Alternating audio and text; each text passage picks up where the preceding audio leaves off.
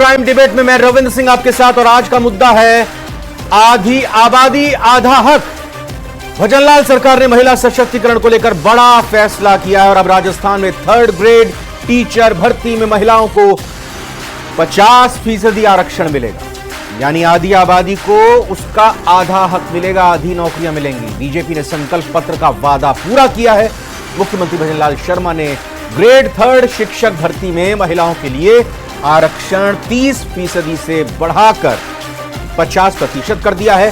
CM ने राजस्थान पंचायती राज अधिनियम में संशोधन के प्रस्ताव को मंजूरी दे दी है। इस फैसले से महिलाओं को रोजगार के ज्यादा अवसर मिलेंगे और वो आत्मनिर्भर होकर और भी सशक्त बन सकेंगी। चर्चा इसी पर करेंगे, पहले एक रिपोर्ट दें।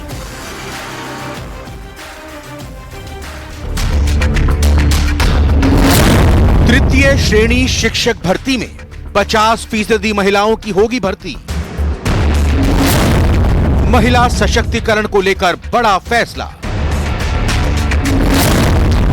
महिलाओं को 50% आरक्षण, संकल्प पत्र में वादा पूरा।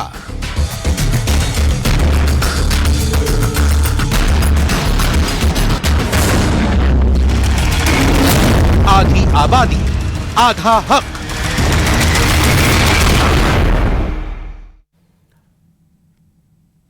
खास मेहमान जुड़ चुके हैं, आइए एक एक करके परिचय कराते हैं। आशीष चतुर्वेदी जी बीजेपी से हैं, बहुत बहुत स्वागत आशीष जी। आरसी चौधरी साहब पीसीसी महासचिव, आपका भी बहुत बहुत स्वागत। हमारे साथ चर्चा में शामिल हो चुके हैं एसपी मित्तल साहब, वरिष्ठ पत्रकार, आपका स्वागत। इसके अलावा हमारे साथ राजीव जैन सर, बहुत बहुत धन्यवाद, राजनीतिक विश्लेषक के तौर पर हमारे साथ जुड़ चुके हैं। पहला आशीष चतुर्वेदी जी सवाल आपसे, ये बताएं कि आज का ये फैसला शिक्षा व्यवस्था को दुरुस्त करने के लिए और महिलाओं के सशक्तिकरण के लिहाज से कितना महत्वपूर्ण है, क्या फायदा मिलेगा इससे? देखिए रविंद्र जी, जब से राजस्थान में भजनलाल जी की सरकार बनी है तब से हम महिला सशक्तिकरण के लिए, महिला कल्याण के लिए, महिला सुरक्षा के लिए जो जो कदम उठा सकती है सरकार, वो लगातार हम कदम उठा रहे हैं। और रविंद्र जी, आपको ध्यान होगा कि राजस्थान में जब चुनाव होते हैं और जब सत्ता का परिवर्तन हुआ था राजस्थान में, तो लगभग नई सरकार को 3 माह मिलता है और 3 माह के बाद लोकसभा की आचार संहिता लग जाती है। उन 3 माह में भी सरकार ने बहुत सारे ऐसे कार्य किए जो महिला सुरक्षा के लिए थे, महिलाओं के कल्याण के लिए, चाहे हमने रसोई गैस का सिलेंडर है उसको 450 रुपये का किया और तमाम कार्य किए। और हमने अपने संकल्प पत्र के 45% वादे केवल 3 माह में पूरे कर दिए। तो ये अपने आप में एक बहुत बड़ी उपलब्धि है और मुझे लगता है कि निश्चित रूप से ये जो हमारी जो प्रमुख घोषणा थी संकल्प पत्र में, उसको आज हमने पूरा किया है। और अब 2 दिन बाद कल जो है भजनलाल जी के नेतृत्व में राजस्थान में 6 महीने हो जाएंगे। तो निश्चित रूप से हमारी सरकार, भारतीय जनता पार्टी की सरकार लगातार ऐसे फैसले ले रही है जी, चाहे वो पेपर लीक वाला मुद्दा हो, चाहे साइबर क्राइम को कंट्रोल करने वाला मुद्दा हो, चाहे वो आरसी चौधरी साहब आपसे जवाब लूंगा। पहले आप, कुछ ही देर पहले यह फैसला है, कैसे देखती है कांग्रेस इस फैसले को? हेमंत जी, मैं कहना चाहूंगा कि कांग्रेस पार्टी ने 1995 में फैसला करके और ये लागू कर दिया था कि पंचायती राज में महिलाओं की 30% भागीदारी होगी। देश की संसद में उन्होंने भागीदारी की बात तो की, लेकिन कब लागू होगी ना बीजेपी का नेता बता सकता और ना मीडिया के साथ ही बता सकते। और मैं दावे के साथ कह सकता हूं, आप पूछ के बता दें तो महिलाओं को बहुत बड़ी खूबी होगी। लेकिन भारतीय जनता पार्टी को करारी शिकस्त मिलती रही। जब पर्ची से फैसला हुआ और मुख्यमंत्री का फैसला हुआ, उस प्रत्याशी को मंत्री बना के जनता की अदालत में भेज दिया, लेकिन जनता ने भारतीय जनता पार्टी को आईना दिखाया, चाहे उपचुनाव हो चाहे लोकसभा का चुनाव हो जी। अब खोती हुई धरती को अगर ये 50% आरक्षण करके अगर ये कह रहे हैं, तो हम ये पूछना चाहेंगे कि देश की संसद में जो फैसला हुआ वो देश के लिए कब होगा? मोदी जी क्या भजनलाल जी से प्रेरणा लेंगे या भजनलाल जी ने मोदी जी से प्रेरणा लेके ये किया? दूसरा मैं कहना चाहूंगा कि ये छल्लावा कैसा, महिलाओं को तृतीय श्रेणी शिक्षक भर्ती में 50% आरक्षण। कांग्रेस ने नारी न्याय के अंदर यह कहा था कि आधी आबादी पूरा हक। केंद्र सरकार की तमाम योजनाओं में हम 50% महिलाओं की भागीदारी सुनिश्चित करेंगे। अगर मुख्यमंत्री की महिलाओं के प्रति संवेदना है, वेदना है और उनका अगर वो चाहते हैं कि आत्मनिर्भर बने, निर्णयों में भागीदार बने, तो वो कहते हैं कि अधीनस्थ बोर्ड की राजस्थान की तमाम जो भर्तियां होगी उनके अंदर हम 50% आरक्षण देंगे। लेकिन ना आटा और जुल्लम में लट्ठा लट्ठा, जो एक मुहावरा है ना। ये अभी ये पता कि तृतीय श्रेणी की भर्तियां कब निकलेंगी, निकलेंगी भी या नहीं निकलेंगी। 6 महीने होने को जा रहे हैं, भर्ती कैलेंडर आज तक जारी नहीं कर पाए, और दावे करने में तो क्या जा रहा है। 2.5 लाख नौकरी देने का वादा किया गया था आशीष चतुर्वेदी जी, संकल्प पत्र की 45% आप बात कह रहे हैं कि पूरी कर ली गई, कब निकलेंगी वैकेंसी? रविंद्र जी, जब हमारा बजट आया तो हमने घोषणा की थी कि हम 70,000 नौकरियां देंगे, और उसको लेकर के तमाम भर्तियां प्रारंभ भी हो गई हैं, उनका नोटिफिकेशन जारी हो गया है। और आपको अभी चौधरी जी जो बोल रहे थे उनसे पूछना चाहिए कि राजस्थान के जो मुख्यमंत्री थे ना, 6 महीने पहले राजस्थान में कांग्रेस की सरकार थी, ये सारे काम कांग्रेस की सरकार भी कर सकती थी, कुछ नहीं किया, इसलिए जनता ने उनको घर बैठा दिया। और रविंद्र जी, आपको चौधरी जी से पूछना चाहिए कि राजस्थान के मुख्यमंत्री जी ने जो 5 बजट पेश किए ना खुद ने, उसमें घोषणा की थी 4.25 लाख सरकारी नौकरी देने की। ये बताएं रिकॉर्ड पे कि इन्होंने कितनी नौकरियां दी। चौधरी जी, आप बताइए जनता को कि आपकी सरकार थी, आपने कितनी नौकरियां दी। आपके सवालों का जवाब मैं लूंगा आरसी चौधरी साहब से, लेकिन एक सवाल चौधरी साहब ने आपसे पूछा, और रविंद्र जी, चौधरी साहब ने आपसे पूछा कि सभी सरकारी नौकरियों में 50% आरक्षण क्यों नहीं?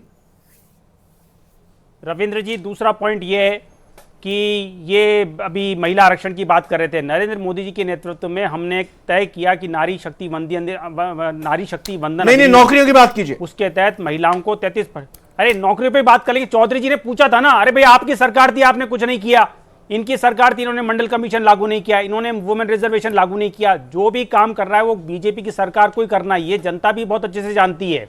देखिए कितने गुमराह जी चौधरी साहब, सारा होमवर्क उनको करना है और कर रहे हैं वो धीरे धीरे। मैं कहना चाहूंगा कि मैंने जो इस बात की शुरुआत की, मैंने कहा कि ये राजीव गांधी जी की सोच थी। पंचायती राज कर देते ना भाई, राजीव गांधी जी के बाद में आपकी 15 साल सरकार रही है।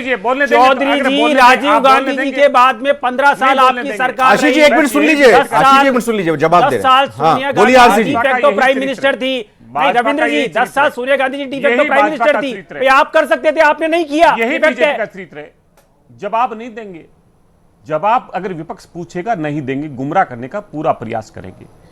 इन्हें पता होना चाहिए कि संविधान के अंदर 73वां संशोधन करके हमने यह बाध्य किया।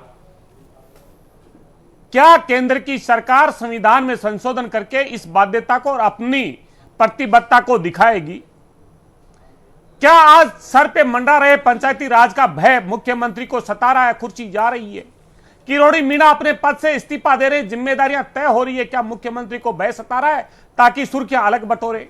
हमने पूछा कि सिर्फ तृतीय श्रेणी शिक्षक भर्ती में क्यों, यूपी राजस्थान प्रशासनिक सेवाओं में क्यों नहीं, अन्य सेवाओं में क्यों नहीं? बीजेपी का साथी जवाब नहीं देंगे। उन्होंने ये कहा, उन्होंने सवाल उल्टा आपसे कर लिया कि आपने अपने पिछले 5 साल के कार्यकाल में यह फैसला क्यों नहीं लिया था, और आपने 5 साल में कितनी भर्तियां की थी, ये भी पूछ रहे हैं। हमने 3,25,000 लोगों को सरकारी नियोजन दिया, भर्ती की। मत बोलिए। हमने आज 95,000 रविंद्र जी, इनके सरकार के विज्ञापन आते थे, फुल पेज एडवर्टाइजमेंट आते थे। बिल्कुल अपने अपने दावे यहां पर किए जा रहे हैं, लेकिन जल्दी से एक बार एसपी मित्तल सर, ये फैसला आपको क्या लगता है कर रहे हैं, किस वजह से लिया होगा? क्या ये छलावा है जैसा कहा जा रहा है, या फिर खोई हुई जमीन बीजेपी इस तरह के फैसलों से हासिल करने की जो उम्मीद रख रही है वो पूरी होगी? देखिए रविंद्र, इसमें कोई दो राय नहीं कि भारतीय जनता पार्टी ने अपने संकल्प पत्र में ये कहा था कि हम क्या नाम से तृतीय श्रेणी शिक्षकों में 50% आरक्षण करेंगे महिलाओं के लिए। मुझे लगता है कि ये उसी दृष्टि से देखा जाना चाहिए कि जो उन्होंने विधानसभा में जो वायदा किया था उसको पूरा कर रहे हैं। लेकिन मैं यहाँ एक महत्वपूर्ण बात यहाँ बताना चाहता हूँ दर्शकों को कि ऐसा नहीं है कि ये सरकार ने जो अभी निर्णय लिया है उसकी वजह से 50% महिलाओं को तृतीय श्रेणी की नौकरी मिलेगी। आप पिछली भर्तियों को उठाकर देख लें, ऑलरेडी 50% महिलाएं आ रही हैं। हम देख रहे हैं कि चाहे वो बीएड की परीक्षा हो, चाहे एसटीसी की परीक्षा हो, जो शिक्षक भर्ती के लिए जरूरी होती है, उन सब में भी महिलाओं का प्रतिशत ज्यादा है। ऐसी स्थिति के अंदर जब भी 3rd ग्रेड की परीक्षा होती है उसमें महिलाएं 50% सेलेक्ट होती है। लेकिन फिर भी मेरा ये कहना है कि इसका नाम से निर्णय का स्वागत किया जाना चाहिए कि महिलाओं को क्या नाम से अवसर मिला है। विपिन शर्मा जी भी जुड़े हमारे साथ, एक और मेहमान, प्रदेश उपाध्यक्ष हैं आप राजस्थान प्राथमिक और माध्यमिक शिक्षक संघ के। विपिन शर्मा जी, सरकार के इस फैसले का स्वागत करते हैं या कुछ कमी है अभी? सर, अगर महिलाओं के लिए कुछ काम हो रहा है तो स्वागत योग कदम है, पर लेकिन अगर बात करें तो इन महिलाओं को पूरे अगर सभी भर्ती परीक्षाओं में दिया जाए तो ज्यादा बढ़िया श्रेयस्कर रहेगा। वहीं दूसरी ओर बात करें जहां महिलाओं के अत्याचार हो रहे हैं, जुडिशरी हो गया, पुलिस हो गया, उन डिपार्टमेंट में जहां महिलाएं खुद के ऊपर अत्याचार को रोक सकती है, अगर वहां इस तरह की आरक्षण की बात आए तो ज्यादा श्रेयस्कर होगा। और महिलाओं को यहाँ पर आरक्षण शिक्षक भर्ती में मिलता ही आ रहा है, 50% से अधिक महिलाएं यहाँ पर आ रही है। और जो महिलाओं के बात तो कर दी सरकार ने, लेकिन जो महिलाएं पहले से कार्यरत तो उनके लिए सरकार ने क्या विचार किया? 5 साल से सरकार की ओर से डीपीसी नहीं हो रही, और उनकी जो अपन कहें पीरियड लीव बात करें, उनके बच्चों की केयर टेकर लीव की बात करें, इनकी ओर भी विशेष ध्यान, जो महिलाएं अंदर हैं उनके लिए भी विशेष ध्यान रखना पड़ेगा। यह स्वागत योग कदम, पर लेकिन सभी भर्तियों में होता तो ज्यादा बढ़िया होता। शिक्षा के स्तर में सुधार आएगा, महिलाएं टीचर ज्यादा होंगी। शिक्षक के स्तर में तो तभी सुधार हो पाएगा जब शिक्षकों की कमी पूरी हो पाएगी, क्योंकि 1.25 लाख पद खाली है। जहां अगर बात करें 1 से 5 स्कूलों में जहां केवल 2 अध्यापक है, 5 क्लास है तो 2 अध्यापक है, चाहे महिला लगाओ चाहे पुरुष लगाओ, तो कोई सुधार होने वाला नहीं है जब तक शिक्षक उपलब्ध नहीं होगा, विशेष शिक्षक उपलब्ध नहीं होगा। लेक्चरर्स नहीं है, करीब 50% लेक्चररों की कमी है।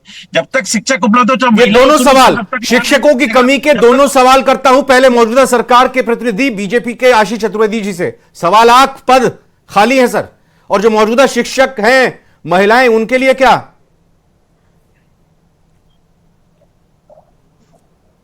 देखिए रविंद्र जी, जो 3rd ग्रेड टीचर है, जो तृतीय श्रेणी के टीचर हैं, उसके 27,000 पद खाली हैं और सरकार ने उसको भरने की प्रक्रिया प्रारंभ कर दी है, और इसीलिए ये आज नोटिफिकेशन आया है कि हम उसमें सर 3rd ग्रेड पहली से 8वीं पढ़ाते हैं, उसके आगे भी पढ़ाई होती है स्कूलों में?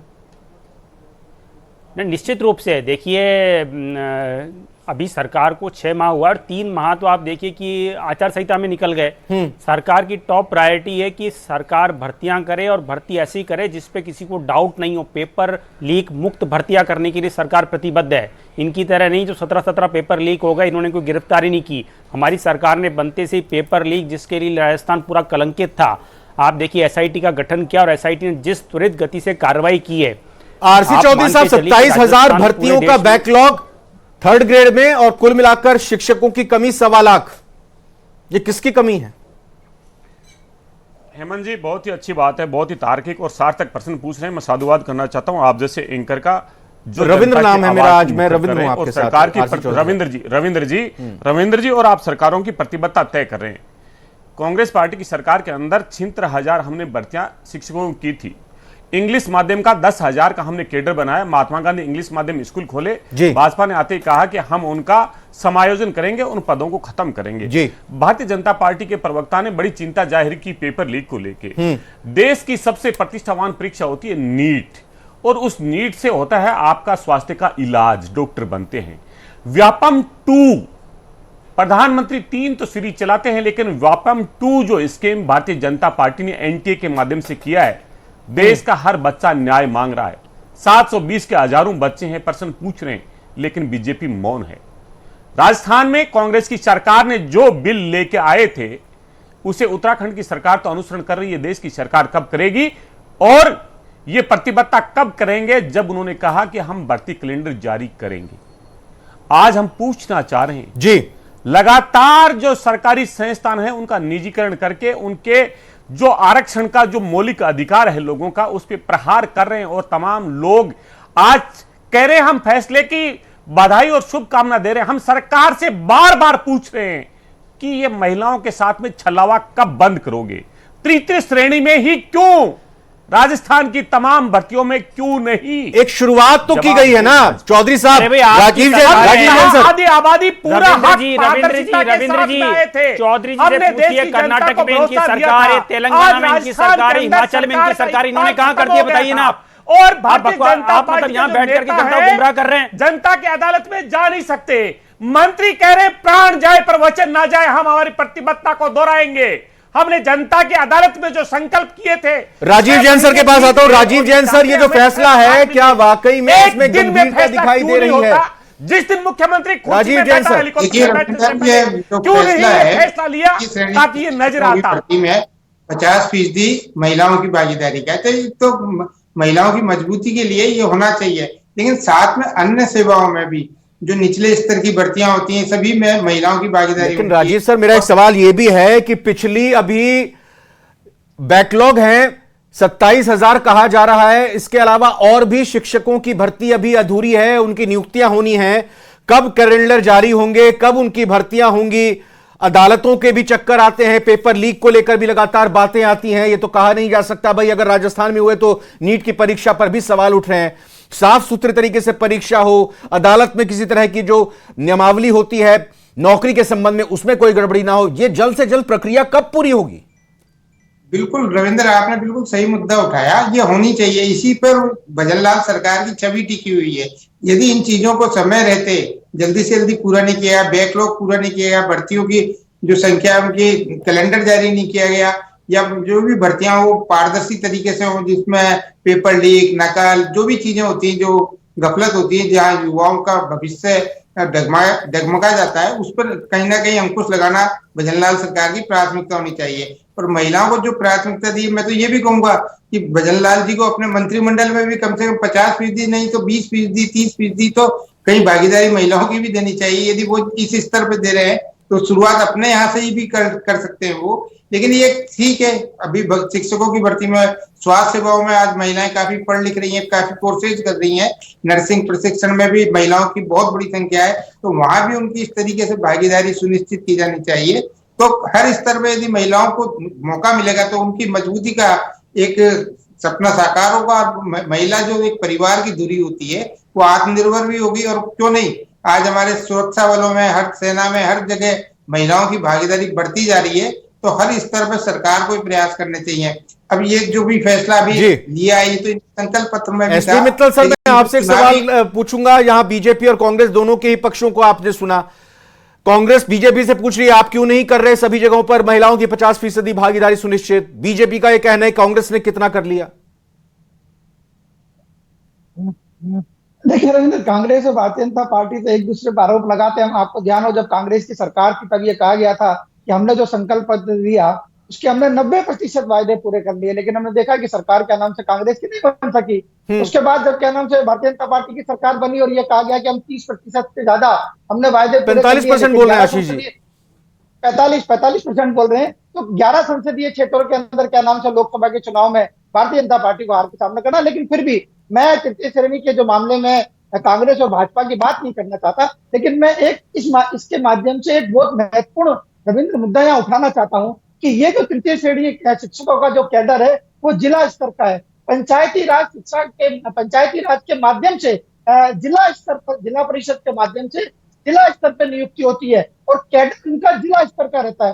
सबसे बड़ी बात है कि जब हम महिलाओं को 50% आरक्षण की देने की बात कर रहे हैं, जब किसी महिला का तृतीय श्रेणी के अंदर किसी जिले के अंदर नियुक्ति हो जाए तो उसके बाद उसका विवाह होता है तो वो उसको दूसरे जिले में जाना पड़ता है। लेकिन तब क्या होता है, जब उसकी सीनियरिटी समाप्त कर दी जाती है उसका तबादला करते हैं, लेकिन उसकी सीनियरिटी को मार्च का तबादला करते हैं। तो ये जो तृतीय श्रेणी के शिक्षकों के साथ में जो जबरदस्त विपिन शर्मा जी, चूंकि आप शिक्षक संघ से जुड़े हुए हैं, मैं आपसे यह नहीं कहूंगा किस पार्टी की सरकार ने अच्छा किया, किस पार्टी की सरकार ने खराब किया, लेकिन एक पहल, एक शुरुआत जिस तरीके से की गई है उसमें कुछ ना कुछ कमी पेशी जरूर होंगी, कुछ अपेक्षाएं भी होंगी।